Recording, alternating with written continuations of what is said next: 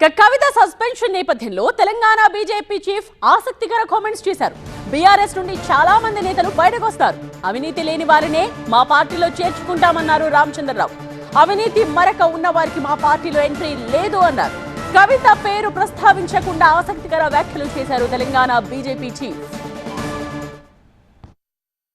ప్రజల మధ్యన పార్టీ ఈరోజు బీఆర్ఎస్ ఇప్పటికే పాపం సగం అయిపోయింది. ఈ యొక్క ఇన్సిడెంట్తో ఇక మొత్తం కూడా అయిపోతుంది.